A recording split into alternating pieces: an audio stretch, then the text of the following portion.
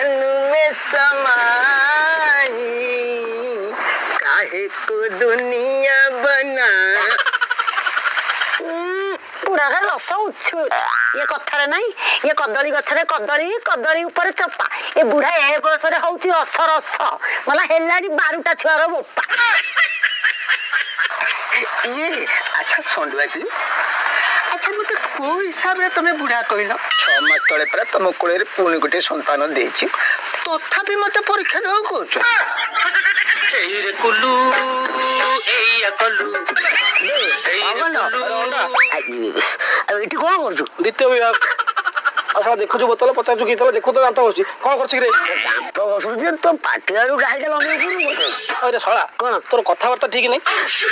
ତୁ କାଲି ମତେ କହିଲୁ ମୁଁ କାଠ କାଟିକି ବିକ୍ରି କରିବାକୁ ନେଉଥିଲି ମତେ କହିଲୁ ବୃକ୍ଷ ହାଣିବା ମହାପାପ। ମୁଁ ମୋର ଆଉ ବୃକ୍ଷ ଦାନ୍ତ କାଟ ହାଣିଲେ ବୃକ୍ଷ ହାଣିବି ନା ନାହିଁ? ମୁଁ ଡାଇରେକ୍ଟ ଗଛ ସହ ମୋର ଡାଳ ଫଳ ଚୋବେଇ ଦାନ୍ତ ବସୁଛି।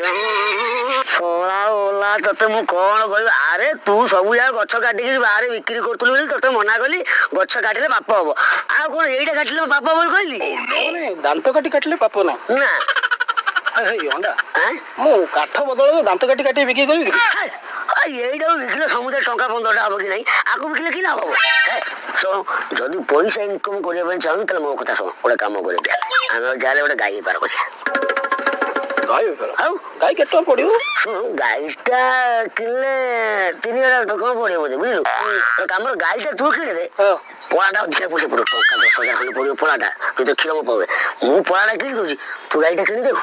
ଶଳା ଗାଈ ଏଡେ ବଡ ଜିନିଷ ଏଡେ ବଡ ଯିବ 3000 ଟଙ୍କା କ୍ଷୀର ମାପିବୁ ପଳା ସେଟା 10,000। କଣ ତୁ ଜାଣିଛୁ କଣ ତୁ ଗାଈ ବିଷୟରେ ଜାଣିଛୁ? ଆରେ ଗାଈର ଜୀବନ ଅଛି ସେଥିପାଇଁ କମ ପଇସା, ଆର ଜୀବନ ନାହିଁ ସେଥିପାଇଁ ଅଧିକ ପଇସା। ଭାଗଟା କେମିତି ହବ? ଗୋଟେ କାମ କର ସାଙ୍ଗ ହିସାବରେ ମତେ ବହୁତ ଭଲ ପାଏ, ଆଗରେ ତୁ ନେଇଯିବୁ ପଛରେ ଯେହେତୁ ଗୋବର ମତେ ବାହାର କରୁଛି ସବୁ ଅପରିଷ୍କାର ଜିନିଷ ମୁଁ ତ ସଫା କରିବି ଆଉ ତୁ ନେଇଯିବୁ ମୁଁ ନେଇଯିବି ଆଉ। ଆଚ୍ଛା କ୍ଷୀରଟା ସେଠି ପଛରେ ରହିଲା ମୋର ନା ମୁଁ ଆଗଟା ନେଇକି ଆଉ ଖାଇବାକୁ ଦେବି। ବୁଝିପାରିଲୁ ନା ତୁ ଗାଈ ଆଣି ମୁଁ ତ ପଳା ଆଣିବି ଆଉ ବୁଝିପାରିଲୁ।